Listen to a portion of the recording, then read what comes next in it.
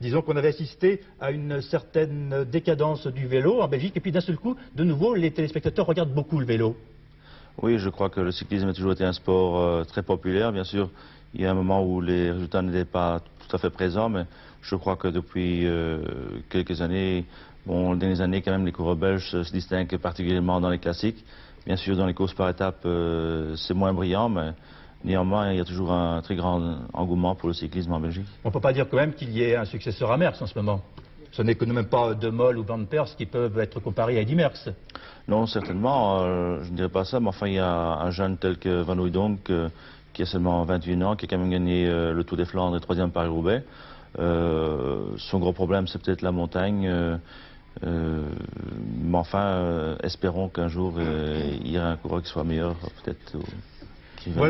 Voilà l'avis donc d'Eddy Merckx. Il savait de quoi il parlait, mon cher Gérard. Merci Richard beaucoup. Juste un petit mot, Jacques Delors. Vous le voyez, vous qui connaissez particulièrement bien le vélo, vous le voyez, le successeur d'Eddy Merckx, vous? Je pense que si Eddy Van Hooijdonk arrive à traîner son 1,90 m en haut d'école, il peut gagner le Tour de France, oui. Il peut gagner des classiques, bien sûr, mais également le Tour de France. Et puis je vous en donne un autre pour votre tiercé. Il est moins connu, il s'appelle Sami Morels. Bon. On va le suivre alors, avec attention. Le football maintenant, en 20 secondes pour nous présenter les images, Olivier Ray. Mulhouse et Lyon. Deux choses importantes. En première division. Mulhouse et Lyon retrouvent la première division après 5 ans d'absence. Et puis le chassé-croisé entre Marseille et le Paris Saint-Germain continue. Marseille a repris la tête du championnat grâce à sa victoire sur Toulon 2-1. Et on commence tout de suite avec Toulon-Marseille, un derby du Sud-Est que les Marseillais ont gagné 2-1, qui les replace en tête du championnat avec 2 points d'avance sur le Paris Saint-Germain. Tout commence bien avec ce premier but marqué par Jean-Pierre Papin, le 20e à son actif depuis le début de la saison. Juste avant la mi-temps, un centre de Mérieux pour Alof, ça fait 2-0 pour l'Olympique de Marseille. En seconde mi-temps, Toulon inquiète à plusieurs reprises la défense de l'OM et Lamers de la tête réduit la marque pour Toulon, mais victoire pour l'Olympique de Marseille 2-1. Sochaux se rapproche de l'Europe grâce à sa victoire 1-0 sur Saint-Étienne pour un penalty transformé par Hadzibedjic. Sochaux se rapproche donc de l'Europe, Auxerre s'en éloigne après son match nul face au Matra Racing et pourtant Auxerre ouvre ici la marque grâce à un exploit personnel du jeune Coquard. Mais le Matra parvient à égaliser sur ce corner de Guérin grâce à une belle reprise de la tête du jeune Lima qui rapporte à son équipe un point précieux. Caen peut aussi remercier son jeune attaquant Fabrice Divert qui, en marquant ce but de la victoire contre Lens à la dernière minute, permet à son équipe d'espérer se maintenir en première division. La lutte pour le maintien toujours avec Lille-Strasbourg et un premier but lillois marqué par Roger Boli. Mais Strasbourg en seconde mi-temps réalise une bonne opération en arrachant le match nul avec un but de Fabrice Meige. Les panneaux. Un but de Ricord et Nice l'emporte à Nantes. Match nul entre Toulouse et Montpellier et Cannes-Metz. Nette victoire de Monaco sur Bordeaux, 4-2. Au classement, Marseille donc reprend la tête avec 2 points d'avance sur le Paris Saint-Germain. Sochaux est seul 3e à 5 points. Monaco et Auxerre se partagent la 4e place. Dans le bas du tableau, la situation est toujours aussi serrée. Petit avantage tout de même au Matra et à Strasbourg. Mais Caen et Laval peuvent encore se sauver. Deuxième division, c'est donc terminé. L'équipe de Didier Noto revient en première division. Brest et Rennes joueront les barrages et La Roche, le Touquet et Le Mans descendent en 3e division. Dans le groupe B, battu à Nîmes, Lyon termine en tête et retrouve la première division. Nîmes et Le Havre joueront les barrages. Nîmes recevra le 20 mai Rennes et Le Havre se déplacera à Brest. Rodez, Clermont-Ferrand et Le Puy descendent en 3e division. Et on continue avec la grille du loto sportif. 6 nuls, 2 victoires à l'extérieur et 5 victoires à domicile. Il devrait y avoir des gagnants à 13. On n'a pas joué cette semaine. Voilà, à noter encore demain à Bordeaux, sur le stade du Parc de l'Escure, le jubilé d'Alain Giresse, à partir de 18h30, grande fête du football, avec le Variété qui joue contre les amis de Giresse, et puis après l'équipe de Bordeaux 85 contre aussi des copains de Giresse. Et puis il y a encore un autre match, j'ai perdu le télégramme, pour l'annoncer. Attendez, je me dépêche parce que vraiment... de Laurent Fournier. Voilà, c'est ça, qui se joue aussi. Notamment par Jean-Luc Haribard. Et il doit se jouer à Chalon-sur-Marne, si je ne me trompe pas. C'est ça, Chalon-sur-Marne. Bon, je le redirai tout à l'heure à la fin de l'émission. Mais je crois que de mémoire, c'est ça. D'accord. Et puis Foot System qui joue à Issy-les-Moulineaux vendredi prochain vers 19h. Le rugby maintenant, Oui. rouge et noir, Pierre Salviac, c'est-à-dire la finale opposera le 27 mai en direct sur Antenne 2, Toulon à Toulouse. Oui, la finale la plus médiatique que l'on pouvait souhaiter. J'ai presque envie de dire ce soir que c'est la finale des non-alignés, puisque c'est un secret pour personne que Toulon et Toulouse entretiennent avec la Fédération française de rugby des relations du type « je t'aime moi non plus ». Toujours est-il que nous sommes ravis de voir en finale deux bien belles équipes qui avaient les moyens d'arriver en finale et qui sont arrivées. Et je vous propose de voir en images les essais les plus spectaculaires marqués au cours de ce week-end réservé justement aux demi-finales du championnat de France de rugby. Ces 2 essais à 0 que Toulon a éliminé Narbonne. Le premier essai toulonnais ressemble à un essai à la toulousaine. C'est Covy qui va faire la différence. Covy, le demi d'ouverture du club de Toulon. Covy qui, à la suite de cette attaque, va aller au carton, à la corne, comme on dit, pour envoyer finalement Sassardos à l'essai. Sassardos qui avait remplacé Carbonel à la toute dernière minute. Regardez le plaquage sur Covy à ce stade de la compétition. On ne se fait pas de cadeau. Impressionnant, certes. Premier essai donc de Sassardos. Le deuxième essai, là, il est plutôt consécutif à une faute de Narbonne à 7 minutes de la fin. Au moment où les Narbonnais jouent le tout pour le tout, on va assister à un contre de l'équipe de Toulon, après cet essai vu sous un autre angle de Sassardos. Là voici la faute narbonnaise, une passe un peu hasardeuse, une interception de Gel, et finalement c'est Toulon qui élimine le club de Narbonne par 20-3. Pendant ce temps d'ailleurs, Jarnac éliminait Bruges. Et oui, tandis que hier, à Bordeaux, l'équipe du Stade Toulousain, au prix d'une excellente première mi-temps, battait et éliminait le champion de France Agen. C'est au cours de cette première mi-temps que l'équipe de Toulouse a marqué l'essai le plus spectaculaire, un essai d'ailier, marqué par le jeune Berti, 3/4 aile gauche du Stade Toulousain. Berti qui n'a que 18 ans et demi, qui est sans doute le plus jeune joueur appelé à disputer cette finale au Parc des Princes samedi 27 devant les caméras d'Antenne 2 au prime time, c'est-à-dire à 20h30. Pour sauver l'honneur, c'est le baroud de l'équipe d'Agen dans la deuxième mi-temps. Agen qui a bien essayé, qui a tout essayé et qui a presque réussi, notamment sur cet essai marqué par Béraud, mais c'était beaucoup trop tard. Toulouse avait fort logiquement assuré son succès en première mi-temps. C'est donc Toulouse qui se qualifie le plus normalement et qui va rencontrer Toulon. Voyons maintenant les résultats en groupe B, tandis qu'on revoit cet essai marqué par Béraud et surtout cette très bonne passe à l'intérieur de Glaise. Béraud qui a été malchanceux dans les tirs au but et qui est un peu, malheureusement, ça arrive, responsable de la défaite d'Agen, tant il a été malheureux hier, mais pour un buteur, qu'est-ce que vous voulez? Il y a des jours sans. Le groupe B, pour signaler les qualifications de Biarritz, de Pau, de Castres et de Chalon, qui a éliminé le PUC. Alors en demi-finale, cela donne Biarritz contre Pau et Chalon contre Castres. Voilà, maintenant dans le cadre du Stade 2 européen, nous allons direction Londres pour reparler football parce qu'il y a eu 250 hooligans une nouvelle fois d'arrêtés ce week-end en Grande-Bretagne, des bagarres sur les stades. Puis à propos de football, je vous rappelle que les images que vous avez suivies tout à l'heure dans le cadre de notre séquence sur le championnat de France étaient dues à des courtes citations d'images tournées par nos confrères de TF1. Donc maintenant, direction Londres, Jean-Louis Calmejane, il y a eu encore des bagarres sur les stades, dites-moi. Oui, c'est vrai, il y a eu des bagarres sur le stade, mais ce qu'il faut dire, c'est que le week-end sportif a été très pauvre ici en Angleterre. Mais malgré tout, les télévisions britanniques ont été très diverses en matière de retransmission sportive. Il faut savoir qu'il y a 4 chaînes ici. 2 chaînes publiques, BBC One, BBC Two, et 2 chaînes privées, ITV et Channel 4, ainsi qu'une chaîne satellite.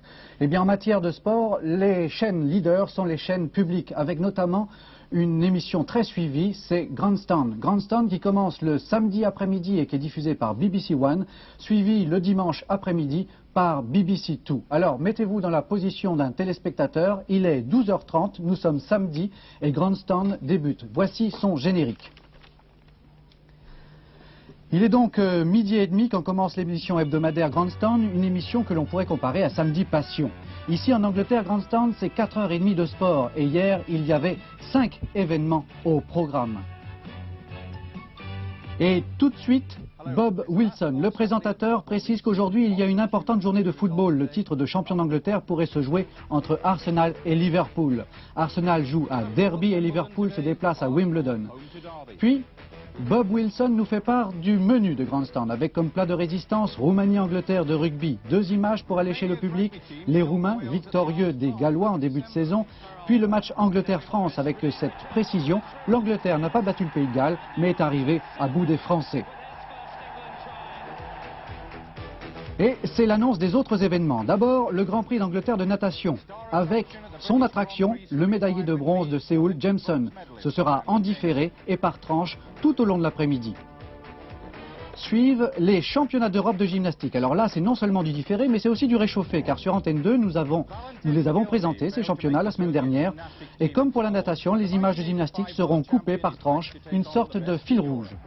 En Grande-Bretagne, on n'échappe pas aux courses de chevaux. Là, c'est du direct avec des horaires bien précis. Les Anglais sont très parieurs et adorent les chevaux. 4 courses au programme. Enfin, dernier événement, proposer une course de voitures comparable à nos courses de production. C'est encore du différé, mais cette fois-ci très bien fait. De nombreuses interviews et des caméras dans de très nombreuses voitures. Alors, avant le rugby, je zappe pour voir ce qui se passe sur les autres chaînes. Et surprise sur ITV, un jeu sur le sport. C'est du football, mais c'est un jeu sur le sport intitulé Sport Masters. 3 candidats, on procède par élimination, les questions sont difficiles, les candidats très forts. C'est peut-être révélateur de l'importance du sport dans l'éducation britannique. Je zappe de nouveau, retour sur BBC One, Grandstand, pour l'événement de la journée Roumanie-Angleterre. Autre surprise, c'est encore du différé, des extraits highlight, comme disent les Anglais, de la première mi-temps. Et comme il y a eu 9 essais, je vous propose les plus beaux. On commence par l'un des 3 essais du nouveau 3/4 centre, Gus Scott, le remplaçant du capitaine Carling blessé et qui se réserve pour la tournée avec les Lions. Regardez, ballon en main, très bel essai de Gus Scott. On continue avec également le premier des 4 essais de Otti, l'ailier anglais. Otti qui marque sur un superbe service de Gus Scott. Nous suivons alors la deuxième mi-temps en direct. Et là, les Anglais donnent une leçon aux pauvres Roumains qui ont certainement actuellement autre chose à penser compte tenu de la situation difficile de leur pays. Et c'est encore Gus Scott qui marque presque tranquillement. 4 minutes plus tard, la domination anglaise est toujours aussi écrasante. Et c'est toujours Gus Scott et Otti qui se distinguent. Gus Scott, d'abord, ballon en main, fait le trou, transmet à ses partenaires.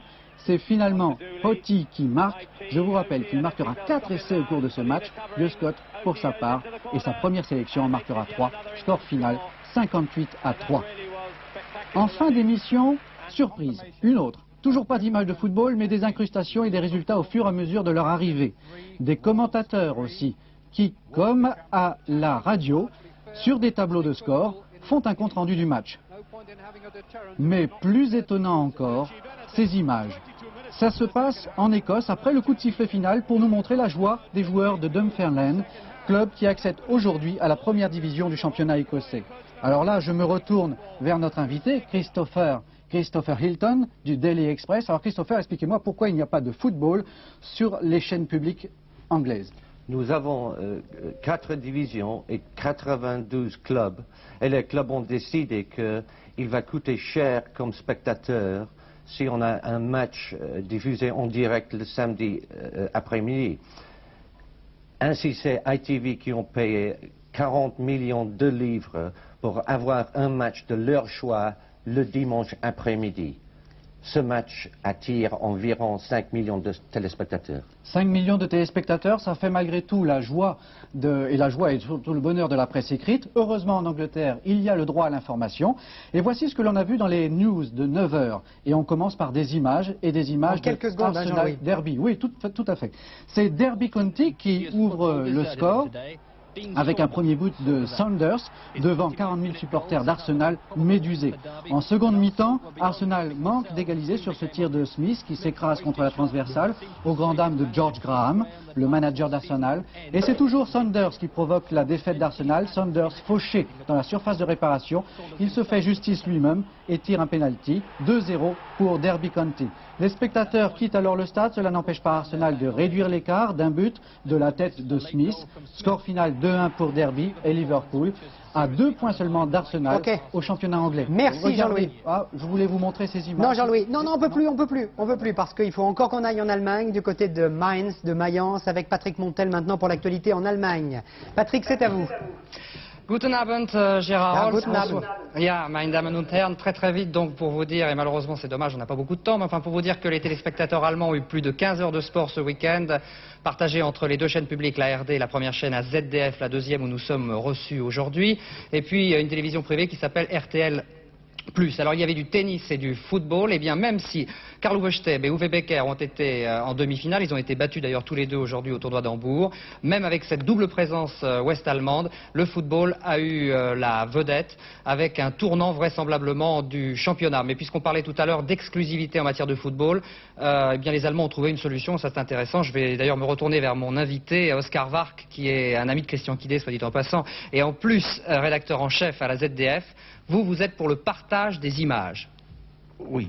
C'est-à-dire qu'il n'y a pas d'exclusivité Non, permanente. le droit de premier choix change de semaine à semaine entre la RD, ZDF et RTL+. C'est très agréable pour nous. En tout cas, c'est peut-être une solution pour nous, en tout cas. Donc chacun sa semaine de football en exclusivité. Football que je vous présente maintenant, c'est un tournant du championnat. Ça a fait couler beaucoup d'encre et beaucoup de commentaires là.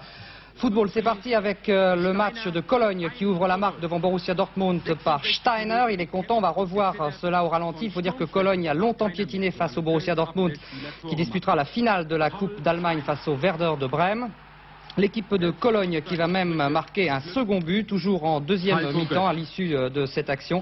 Un superbe travail de Goertz, et Goertz va adresser un très beau tir qui laisse sans réaction le gardien de Dortmund 2-0. Et c'est un tournant du championnat parce que pendant ce temps, le Bayern Munich a été battu, et oui, par un des derniers du championnat, les Kickers de Stuttgart. Ça se passe au Neckarstadion et voici Stuttgart qui ouvre la marque. On joue en première mi-temps depuis seulement 18 minutes et le Bayern ne va jamais s'en remettre puisqu'en seconde période, ce sont les Kickers qui marquent un deuxième but. À l'issue de cette action, alors qu'une faute avait été, semble-t-il, commise dans la surface de réparation. La balle va être récupérée maintenant par Schüller, qui écarte son défenseur et qui marque d'un tir croisé. Il bat Aumann 2-0 donc. Cologne n'a plus qu'un point de retard au classement sur le Bayern de Munich.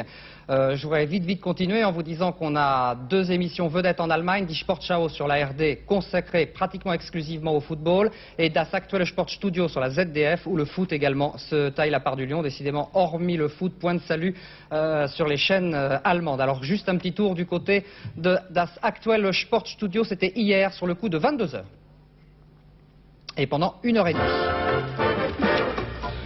Générique classique avec 300 invités chaque semaine pour le traditionnel Das Aktuelle Sportstudio. Présentateur unique et décontracté, il s'appelle Günther Jauch et il présente en plus les variétés.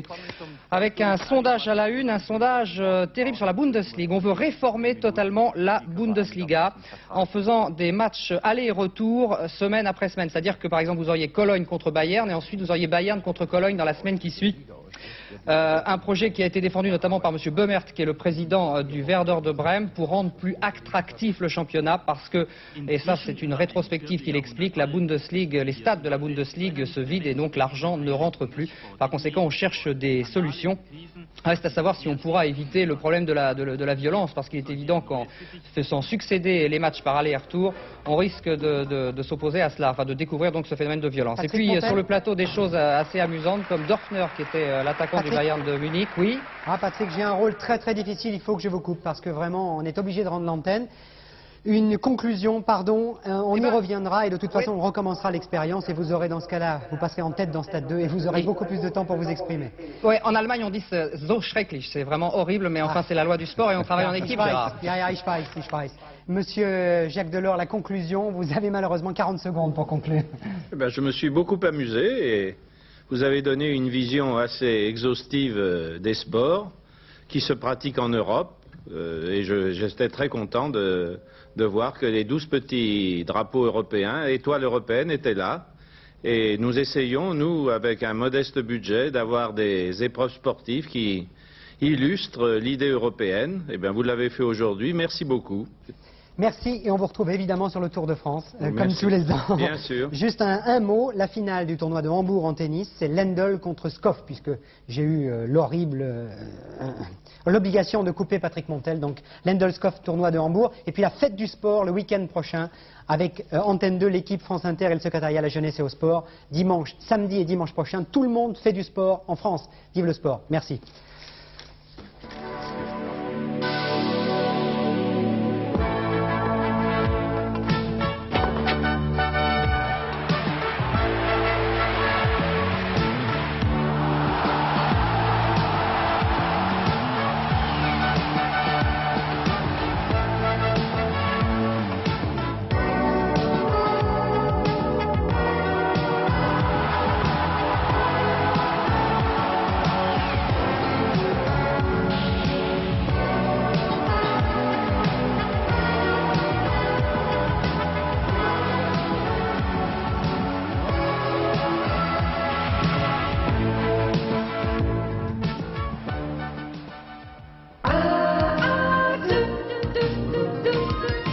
renforcent leur dispositif place Tiananmen. Ils sont à présent 300 000 et bien décidés à accueillir Mikhail Gorbatchev. La police augmente son quadrillage. Au Panama, après l'appel à la révolte de George Bush, les résidents américains se réfugient sur les bases militaires. L'épreuve de force aura lieu mercredi, jour de la manifestation anti-Noriega. L'endettement des Français augmente dans des proportions inquiétantes. Ils sont des milliers à être complètement débordés. Les pouvoirs publics s'émeuvent de la situation. Enquête dans ce journal. Mesdames, Mesdemoiselles, Messieurs, bonsoir. Les étudiants chinois semblent bien décidés à faire à Mikhail Gorbatchev une aide d'honneur dont se seraient bien passés les dirigeants de Pékin. La police, qui n'est toujours pas intervenue, a amené des renforts. Il faut préciser qu'une cérémonie est prévue place Tiananmen à l'arrivée du leader soviétique. À Pékin, Georges Bortoli.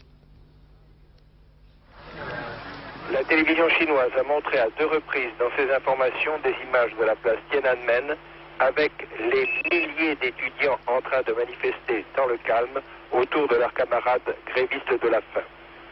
Ces reportages télévisés, même brefs, étaient un premier pas en direction des manifestants, puisqu'en général les médias officiels les ignorent.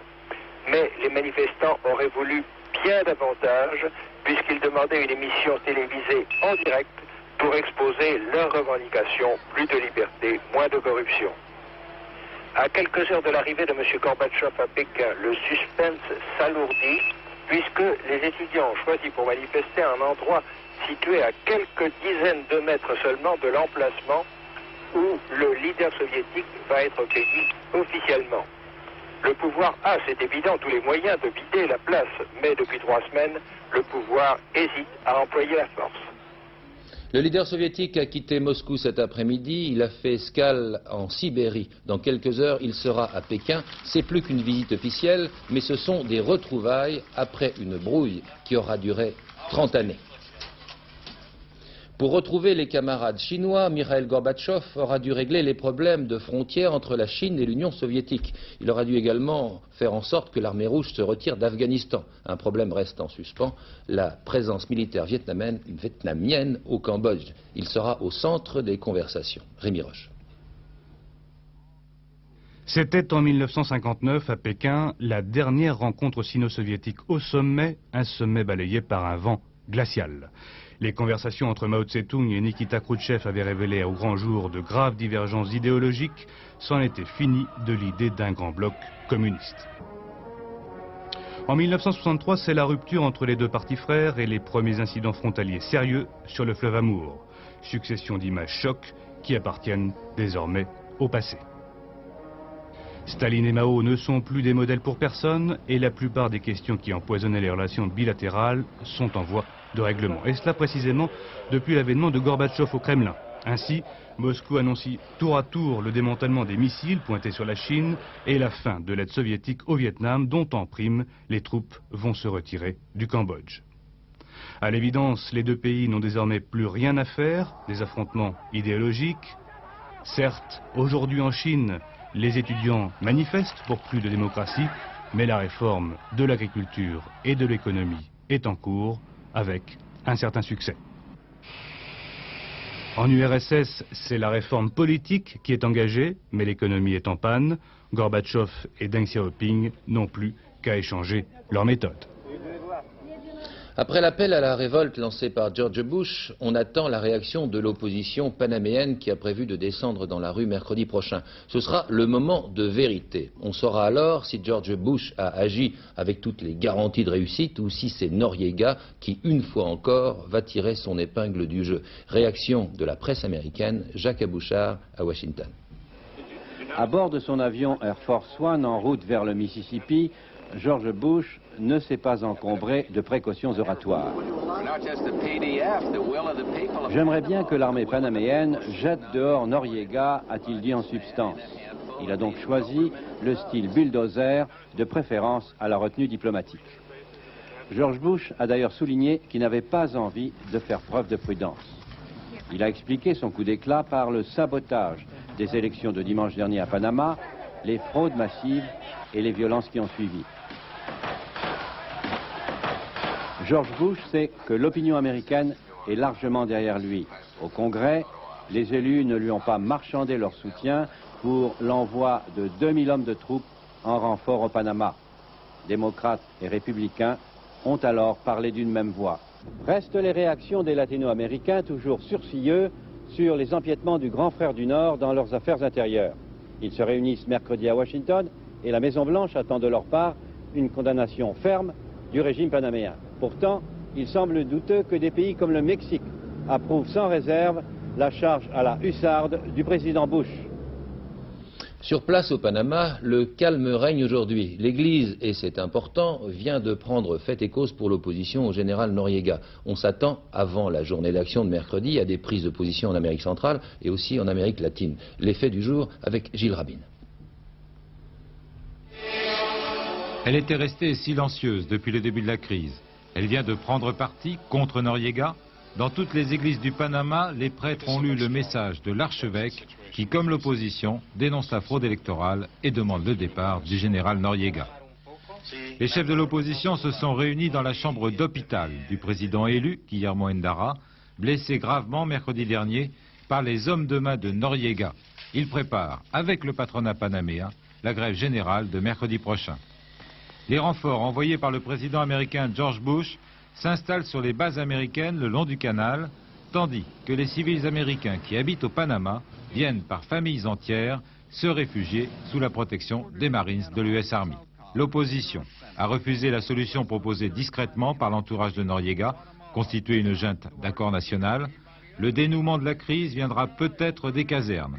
L'armée du Panama serait divisée, des officiers auraient réclamé le départ du général Noriega. C'est sans doute la vraie raison de l'appel à l'insurrection lancé hier par le président américain en direction des Panaméens. En Argentine, le scrutin qui doit désigner le nouveau président de la République s'est ouvert ce matin. Le favori qui représente l'opposition péroniste se nomme Carlos Menem. Il a même un surnom, on l'appelle le Turc. C'est un Argentin d'origine syrienne. Il distance dans les sondages son concurrent du parti radical de 6 points. Ce soir, 20 millions d'Argentins auront voté. Il faudra attendre quelques jours maintenant pour connaître le nom du nouveau président. François Mitterrand a gravi pour la 43e fois depuis la Libération la roche de Solutré, un vœu qu'il avait fait pendant l'occupation. L'ascension est devenue une tradition. Tradition aussi, les confidences faites après le déjeuner. Le président de la République compte donner une conférence de presse jeudi prochain. Il entend également revenir sur le mode de financement des partis politiques. Bernard Pradino et Yvon Barbe ont suivi le président. Tradition respectée dans la matinée pour l'escalade de Solutré. M. Mitterrand était accompagné de ses 2 beaux-frères et d'un petit groupe de fidèles. Tout autour, atmosphère de kermesse avec une foule de sympathisants et de suiveurs. Après-midi plus politique et conversation désormais rituelle avec les journalistes pour évoquer les problèmes du jour. Au catalogue des sujets évoqués, je retiendrai 2 choses. La prochaine conférence de presse du président de la République aura lieu jeudi prochain, le 18 mai. Elle portera sur les questions de politique étrangère et de défense. Il est vrai que le débat sur la 3e option 0, c'est-à-dire le désarmement des missiles à courte portée, est ouvert avec les États-Unis. La France a son mot à dire, rappelle le chef de l'État, et veut le faire savoir. D'autre part, la préparation du prochain sommet des pays industrialisés entre dans une phase active dès la semaine prochaine avec la rencontre à Boston entre les présidents américains et français. Deuxième chose, la volonté exprimée par le chef de l'État de moraliser le fonctionnement de la démocratie. La loi du début de l'année 88 sur le financement des partis politiques a été dévoyée, dit M. Mitterrand. Le président souhaite qu'on en revienne à ce qu'il avait proposé, c'est-à-dire une loi sévère qui impose une morale élémentaire et financière aussi bien pour le fonctionnement des partis politiques que pour le contrôle des élections et même, pourquoi pas, pour la gestion des communes. Lutte ouvrière, le parti d'Arlette Laguillet donne sa fête annuelle de 3 jours dans la banlieue de Paris, avec des spectacles, des animations, des chanteurs et bien sûr de la politique. La fête coïncide avec le début de la campagne pour les européennes. Henri Elie et Bernie Mériot.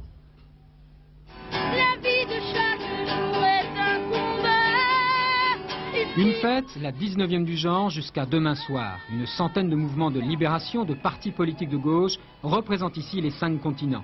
Car la fête de lutte ouvrière, c'est également cela. Pêle-mêle, musique, kermesse et discussions politiques, et bien sûr, le chantre des travailleurs, l'éternel Laguillier.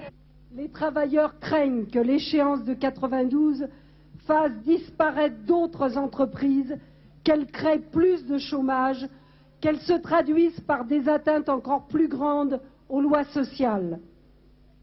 Les travailleurs craignent que sous prétexte d'unification, on unifie l'Europe par le haut pour les profits et par le bas pour les salaires et le niveau de vie des salariés. L'Europe, oui, mais l'Europe des travailleurs pour la tête de liste de lutte ouvrière qui tente aujourd'hui sa 3e percée au Parlement européen après 79 et 84. Une nouvelle tentative sans trop d'illusions, mais qui n'empêche pas une pointe d'humour. Le marteau que le patronat ne doit pas connaître parce que ça augmente les rendements. C'est la lutte finale, reprends-nous et demain. Toujours en politique française, Jean-Marie Le Pen, qui était l'invité de FR3 RMC, est revenu sur le double meurtre de la Nouvelle-Calédonie. C'est pour lui le signe de l'échec total de la politique de Michel Rocard. Le communiste Philippe Herzog a fait allusion, quant à lui, à la situation au Panama, en estimant que le peuple panaméen préfère Noriega à la botte américaine. Il était au micro de Pacifique FM. Les Français vivent de plus en plus à crédit, une situation qui inquiète les pouvoirs publics. Le gouvernement est bien décidé à placer des garde-fous afin d'éviter les cas sociaux de plus en plus nombreux qui découlent d'un crédit mal adapté. Édition spéciale sur Antenne 2 nous avait présenté un certain nombre de ces cas douloureux. Il faut savoir que l'endettement pour l'habitat a augmenté de 50% et que celui à la consommation a triplé. Marc Maisonneuve et Patrick Gabet. 11 millions de Français vivent à crédit. Ils ont des dettes de toute nature parce qu'aujourd'hui, le crédit fait partie de la vie quotidienne, il est intégré à la notion même d'achat. Les cartes permettent d'acheter plus vite des objets de consommation courante, de l'électroménager aux automobiles en passant par le mobilier. Les prêts autorisent des investissements plus importants comme l'achat d'une maison ou d'un appartement. Chacun vit avec l'argent qu'il ne possède pas. Comme tout le monde, on voulait avoir son pavillon. Déjà, au bout d'un an, la mensualité avait augmenté, l'APL déduit. Donc déjà, au bout d'un an, on ne pouvait plus faire face, déjà. Cette famille habitait une HLM d'Amboise. Un démarcheur habile leur fait croire qu'avec leurs revenus, 8 000 francs à deux, ils pourront rembourser les mensualités de leur pavillon. On est arrivé à très vite à 5 000 francs, là. Et vous gagnez combien à l'époque? Mon mari était au SMIC, moi je gagnais 5 000 francs. Donc on était endettés, hein. On était peut-être à 50 ou 60% d'endettement, c'est certain. Des papiers vite lus, un vendeur convaincant, une affaire trop rapidement conclue. Les malheureux acheteurs ne peuvent plus rien faire. Ils sont contraints de contracter de nouvelles dettes pour rembourser les premières. Le crédit s'étale sur 20 ans. Aux premières mensualités de l'ordre de 3 500 francs se substituent des mensualités qui atteignent 6 000 francs. L'inflation jugulée, les allocations disparaissent. 2 mois durant, ils ne peuvent plus payer. On les menace de saisie sans qu'il soit possible de renégocier leurs dettes. Un accident de travail, la peur de ne pas pouvoir payer, Monsieur Thibault vit dans l'angoisse.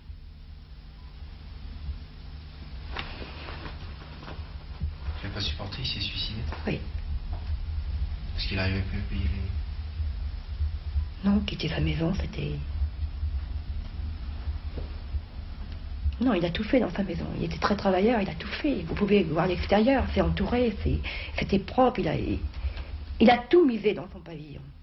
Le pavillon, ça fait partie du... Comment vous dire? Le pavillon, c'est l'ambiance familiale. Un couple a son pavillon, il doit être heureux dans son pavillon. 300 000 familles sont surendettées. On pense au montant des prêts immobiliers, ils sont les plus élevés, mais c'est l'accumulation des crédits qui pousse les familles aux faillites sociales. Pourtant, les banques récusent l'idée du surendettement des ménages en France, même si chez certains banquiers, on est soucieux de préserver la qualité de sa clientèle. Leur taux d'épargne a baissé, c'est vrai, l'endettement a augmenté, c'est vrai, mais à partir d'un niveau très bas. Je crois qu'il serait excessif, ce serait une généralisation hâtive que de dire que de manière très générale que les Français vivent au-dessus de leurs moyens. En fait, la facilité d'octroi du crédit, c'est d'abord l'impression d'un argent facile. Ne pas avoir d'argent disponible n'est plus un problème, on vit à crédit. On oublie pour un temps qu'il va falloir rembourser le frigidaire, la machine à laver, le congélateur, l'automobile, les meubles. Il faut assumer ses envies, ses besoins. Le facteur crise, effectivement, est important. La crise est importante, justement, elle a entraîné, cette crise qui s'est prolongée, a entraîné une frustration de la part vraisemblablement des ménages. Cette frustration s'est transformée par une envie de consommer, et justement le fait de l'impossibilité d'épargner a augmenté ce phénomène. La France n'atteint pas les chiffres du surendettement des ménages américains, mais le gouvernement souhaite prendre des mesures pour protéger les familles. L'idée de la faillite personnelle récusée par les banques, on se tourne vers un processus de conciliation judiciaire. Grâce à celui-ci, on évitera peut-être d'autres exclusions sociales. Le jeune Allemand de 21 ans qui avait été enlevé dans le sud du Liban il y a 10 jours a été libéré aujourd'hui. Marcus Quint était détenu par un groupe qui entendait faire pression sur la cour allemande qui doit juger Mohamed Hamadeh pour le détournement d'avion, un détournement d'avion et un meurtre. Vous le voyez ici, il est en compagnie du leader chiite Nabi Berri. Le gouvernement israélien vient d'adopter ce que l'on appelle le plan Shamir du nom du Premier ministre. Ce plan prévoit la tenue d'élections dans les territoires occupés. Il a été adopté par 20 voix contre 6. Les Palestiniens ont répondu par avance à cette initiative. Ils ne sont pas contre les élections à condition qu'elles se fassent, suivez mon regard, sous la protection des casques bleus. Après l'enterrement de Djoubeli Ouéa, l'assassin présumé de Jean-Marie Djibaou et de Yewene, la situation reste tendue dans la tribu de Gossana. Dominique Thiers et Aimé Mayol se sont rendus sur place. Il semble à présent que l'on essaie de tirer les enseignements du drame par un début de dialogue, en laissant la violence de côté. Les pierres ont remplacé les fusils.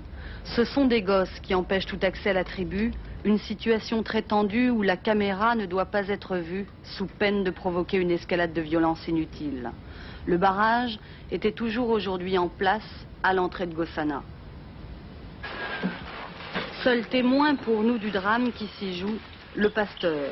Ici on l'appelle Tom, il est originaire de Gossana et il nous confie son analyse vue de l'intérieur.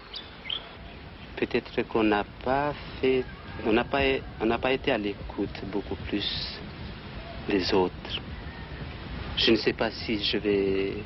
Parce que maintenant, au niveau politique, tout le monde commence à dire non, nous, mais enfin, peut-être qu'il y a une situation, qu'il y a une tranche des gens qui ne sont pas écoutés.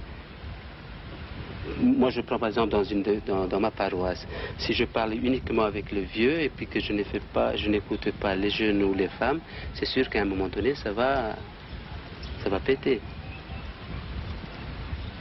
Enfin, si on ne prend pas... Ils ont aussi des aspirations, des besoins. Si on ne fait que nous, les hommes, en train de discuter, par exemple, au niveau de la coutume, ça, puis qu'on n'est pas à l'écoute des jeunes qui sont là, qui ont besoin d'autre chose.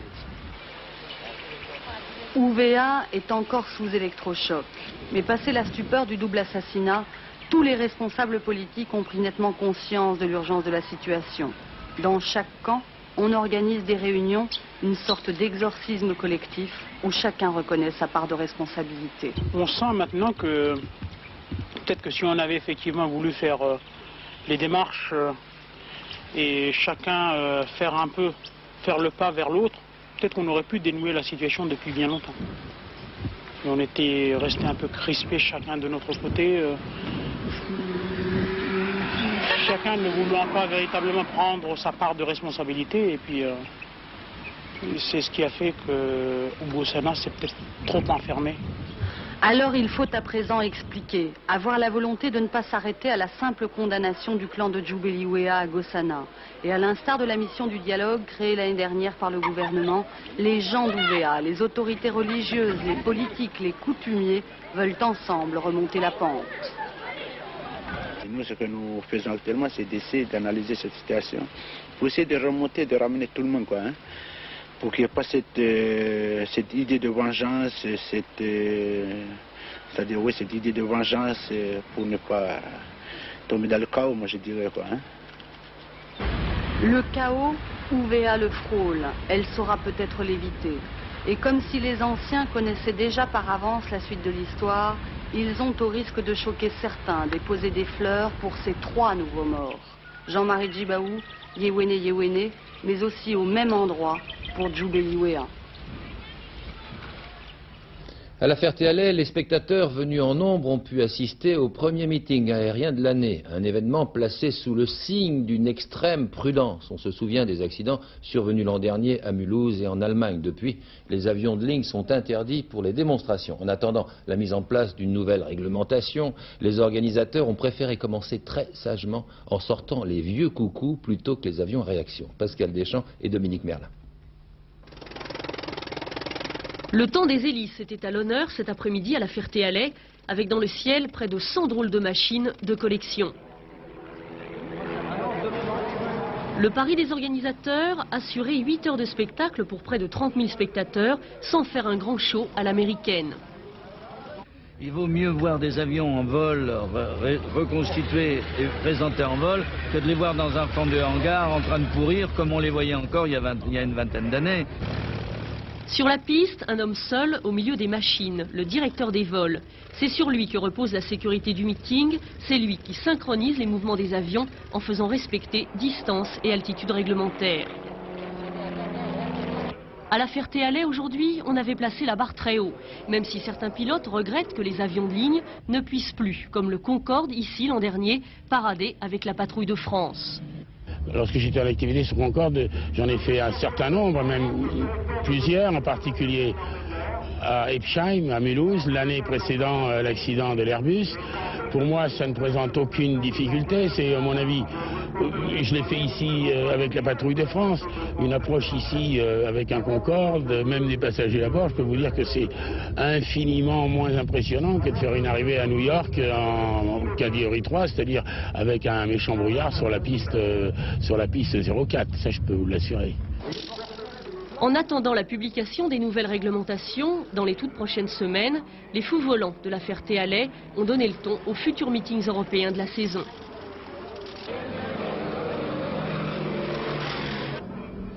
Le ministère de l'Intérieur a décidé de se montrer particulièrement vigilant à l'égard des casinos qui sortiraient de la légalité.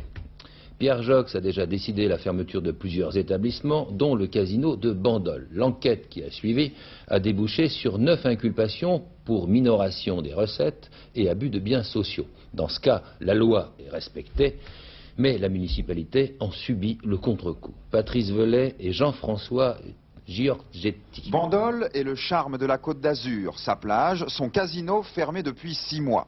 Bandol et ses drôles de jeux pas très clairs, 9 inculpations cette semaine, dont Jean Thomy, principal actionnaire de l'établissement, et François Gambier, ex-directeur général. Du caissier au PDG, tous sont soupçonnés de jonglage financier.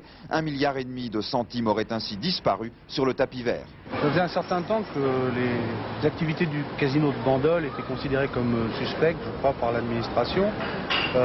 C'est d'autant moins étonnant qu'en 86 ou 87, il y a une société qui s'appelait la Cogeba, qui a essayé de reprendre le casino Roule qui était tout proche, et le ministère de l'Intérieur lui a refusé son agrément. Dans la Cogeba, on retrouvait les propriétaires du casino de Bandol. Fermeture du casino égale asphyxie économique pour la ville. La mairie se dit victime d'un mauvais choix du ministère de l'Intérieur et se retrouve seule face aux conséquences des malversations financières. C'est un coup dur extrêmement difficile à vivre. Nous avons, si vous voulez, 3 volets dans cette affaire. Un aspect financier, nous perdons 400 millions cette année, c'est-à-dire le quart de notre budget d'investissement. Un problème social parce qu'il y a 135 personnes au chômage. Et puis un problème économique parce que tout ce qui se passe autour du casino est en train de mourir, c'est la désertification d'une station balnéaire.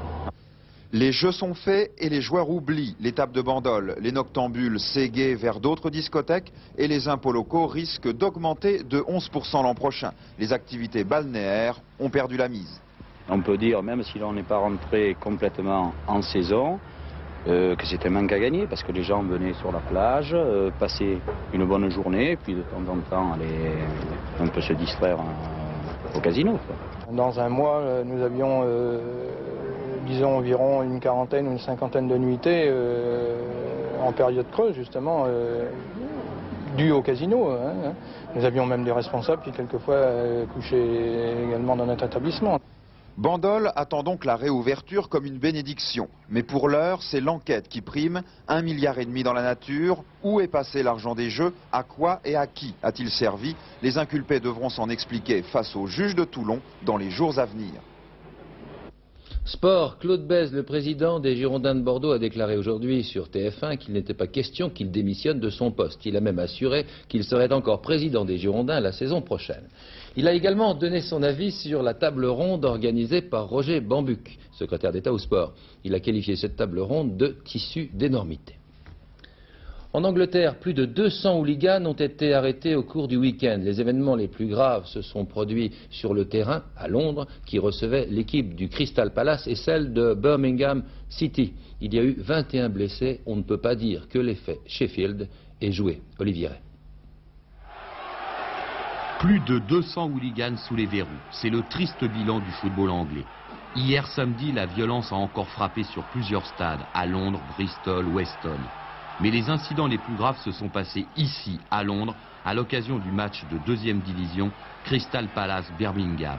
La rencontre a été interrompue pendant près d'une demi-heure.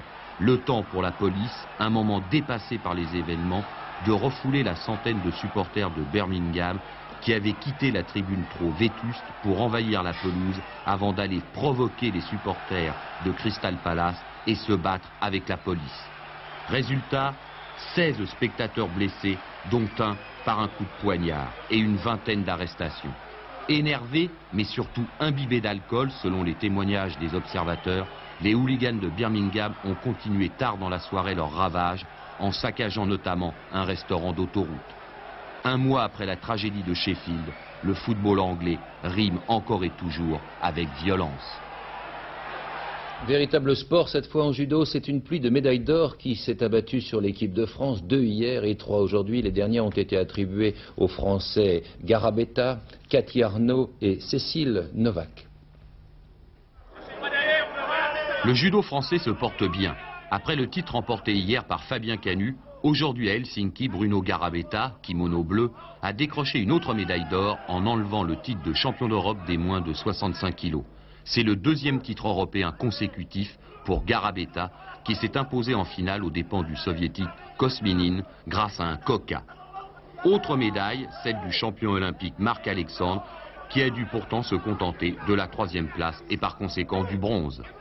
Les judokas françaises ont fait mieux, puisqu'elles ont décroché 2 autres médailles d'or. Aujourd'hui, Cathy Arnaud, kimono bleu, s'est imposée en finale en battant la polonaise Gontowicz par décision dans la catégorie des moins de 56 kilos. Dans la catégorie des moins de 48 kilos, Cécile Novak s'est adjugé le titre en dominant la Britannique Brins. Il faut également ajouter la médaille d'argent de Dominique Brun. Décidément, le judo français marche fort, très fort. À Cannes, cette 3e journée est celle d'Ettore Scola, qui était, vous en souvenez, l'an dernier, le président du festival. Aujourd'hui, il présente son film Splendor. C'est l'histoire des cinémas de quartier qui ferment, un petit drame que vous avez sûrement connu. C'est aussi le regret d'un certain cinéma. Interprètes principaux, Marcello Mastroianni et Marina Vladi. Un reportage de Nicole Cornu-Langlois et Patrick Bois. À Cannes, c'est la grande fête du cinéma. Mais l'année dernière en France, 207 cinémas de cette importance ont fermé leurs portes. Et les 2 complices, Marcello Mastroianni et Ettore Scola, se souviennent du temps où ils présentaient leurs films dans le vieux palais disparu, remplacé par ce trou béant destiné à d'autres fonctions, c'est-à-dire complexe hôtelier suisse. Tout comme ce Splendor, cinéma de leur enfance, condamné à être transformé en magasin de sanitaires. Pas seulement moi, s'est nourri de ce cinéma, toute ma génération et des autres encore. Parce qu'à l'époque, il n'y avait pas beaucoup de choses à faire. On allait au cinéma pour rêver, pour s'identifier avec les héros, et puis sortir du cinéma sûr d'être Gary Cooper. Encore pour un moment, on se croyait. Mais qu'est-ce qu'il y a de mieux? Alors les spectateurs se précipitaient dans les salles obscures. Et c'était une communion, une provision d'images pour vivre le quotidien. Les modes de vie ont changé. Télévision, indifférence, désengagement, fini la machine à rêver. Maintenant, tout reste, c'est un objet domestique qui n'entre pas dans nos rêves, qui n'entre pas dans nos utopies et qui ne représente pas nos fantômes. La gente non è uscita per la pioggia? Alle 8 la piazza è piena così. 61 spettatori in 4 spettacoli, incasso 95.000 lire. Non eravamo mai arrivati a questo punto. En attendant les résultats de Cannes, les résultats du tiercé, il y avait un tiercé aujourd'hui à Longchamp, il fallait jouer le 7, le 13 et le 9 qui rapportent pour 5 francs 7 567 francs et 50 centimes. Et dans un ordre différent, 1513 francs et toujours 50 centimes. Pour le quartet, il fallait rajouter le 15. Il rapporte pour 6 francs dans l'ordre 78 400 francs et 80 centimes. Et dans un ordre différent, 6 456 francs et 60 centimes. Demain, les courses auront lieu à Saint-Cloud. Voici les pronostics de Pierrette Bresse. Elle a choisi pour vous le 4, le 8, le 3, le 5, le 9, le 10, le 14 et aussi le 6. Ce journal est à présent terminé. Je vous remercie de l'avoir suivi. Dans quelques instants, Laurent Cabrol vous dira tout sur la météo et les retours de vacances. Demain, vous retrouverez à cette même place, je ne sais pas d'ailleurs, je crois que... Christine O'Krent, c'est ça, on ne l'avait pas dit. Ce soir, c'est Thierry Calmette qui vous présentera le dernier journal aux alentours de 23h40. Je vous souhaite une très bonne soirée sur Antenne 2 et merci aux souffleurs. Bonsoir, bonne soirée sur Antenne 2.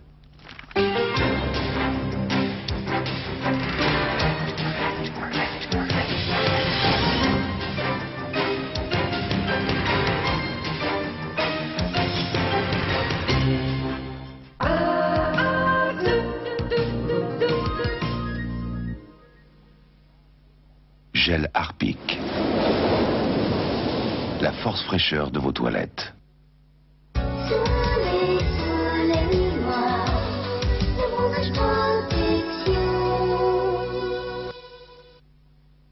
Tu vois cette carte? Et maintenant, où est-elle? C'est celle-là. Ah non. Non. Ah, pourtant, j'étais sûr. Je recommence. Recommençons. Plus d'une carte sur 3 est une carte Eurocard Mastercard pour payer par carte n'importe où en France. Qu'est-ce que vous présente Jules, 2 ans? Moi, les niaiseries du genre pampan, cucu, arre, guili, guili, excusez-moi, mais ça ne me fait pas rire. Non, moi, j'attends autre chose de mes jouets. Et avec Clipo, alors je dois dire que j'atteins les frontières du délire. Je peux manipuler, emboîter, inventer, assembler, bricoler, imaginer, construire, m'amuser, enfin, en un mot, concevoir. Tant de créativité comble mes parents de bonheur. Sommes-nous peu de choses? Tout se joue à l'âge preschool.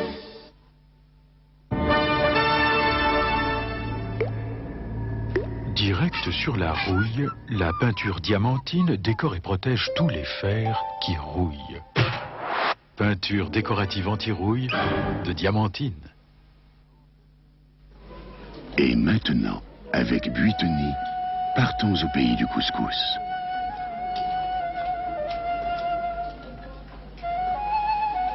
Mais il n'est pas si facile de découvrir un pays et tous ses secrets.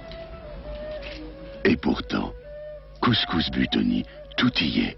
Couscous Buitoni, le voyage est aussi dans la boîte. Sur 3 cartes, tu as une chance sur 3 d'avoir une Eurocard Mastercard. Oui. Donc une chance sur 9 d'en avoir 2.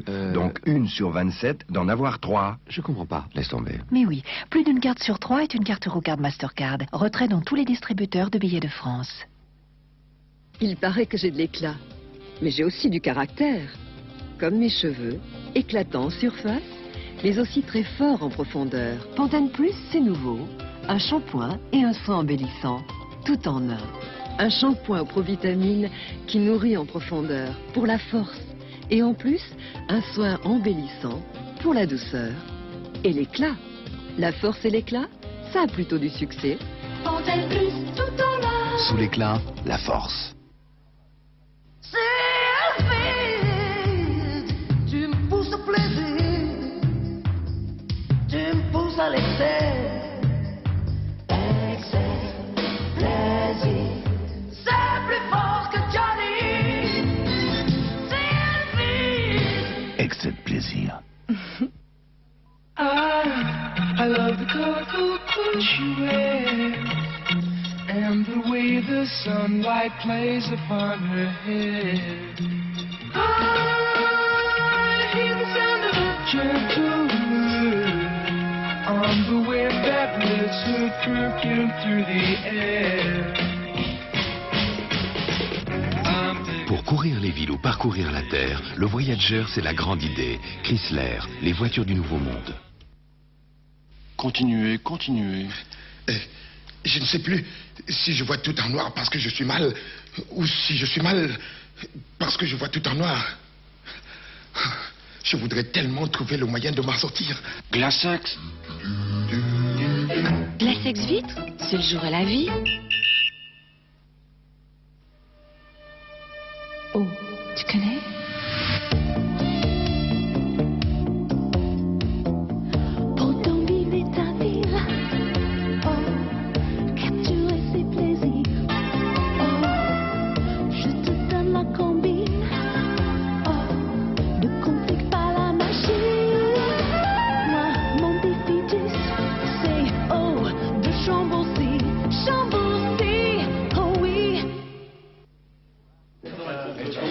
En tout cas, moi, le prochain jour férié, pour une fois, je ferme.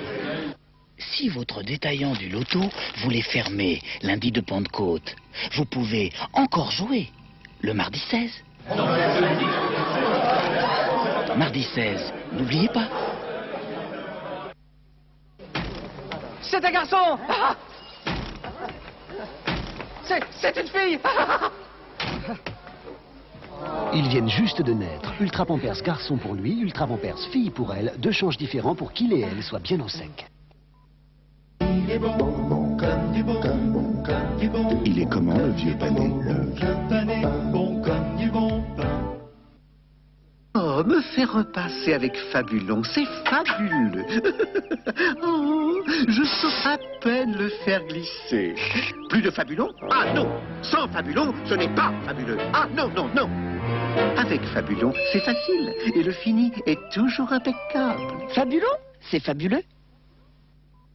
Poulain noir extra, une saveur très cacao. Poulain noir extra, une couleur très cacao, un plaisir très cacao. Poulain noir extra. Poulain, les chocolats très cacao. Tout mon linge est nickel et sans me ruiner. Malin, non? C'est ça le système B. Nouveau Bonux machine liquide, la propreté à un prix malin.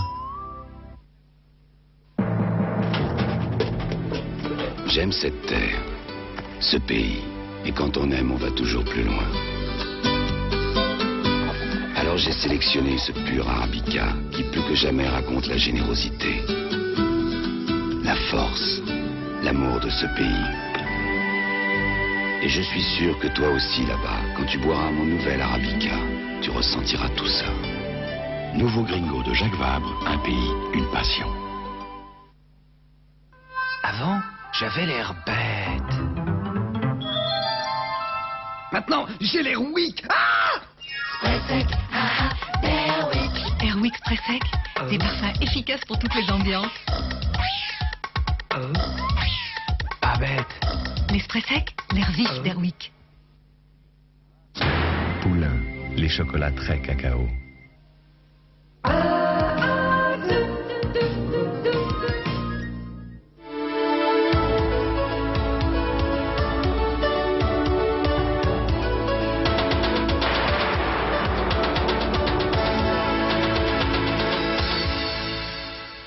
Bonsoir madame, bonsoir monsieur. Le soleil a été injuste aujourd'hui. Il a offert ses rayons avec parcimonie et d'une manière totalement inégale selon les régions. Pour demain, voici le titre de notre météo, car enfin tout concorde maintenant pour que ce soleil que nous vous promettions pour ce matin, eh bien il sera là demain sur l'ensemble de la France.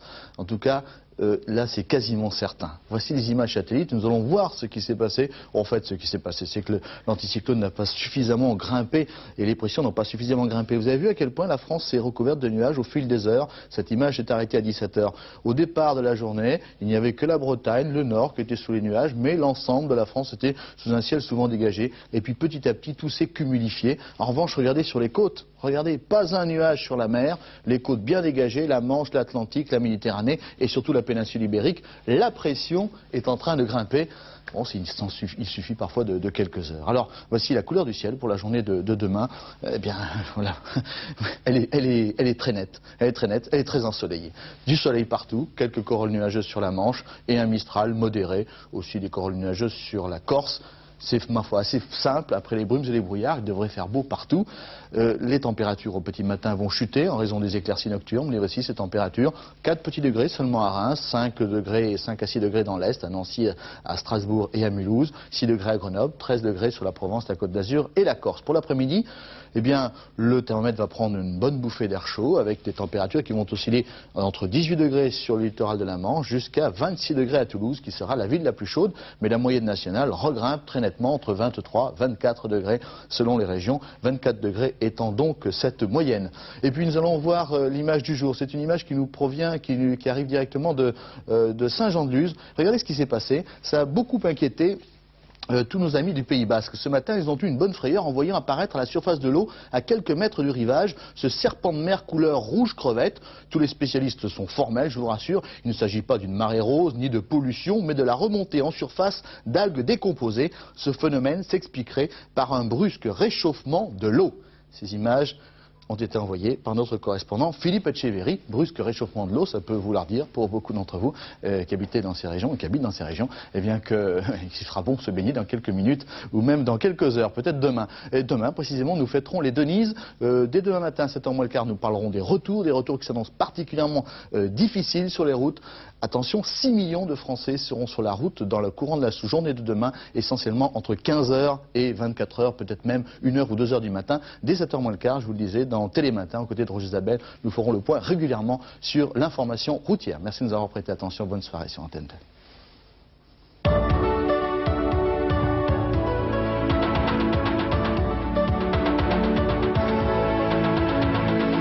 AGF, partenaire olympique.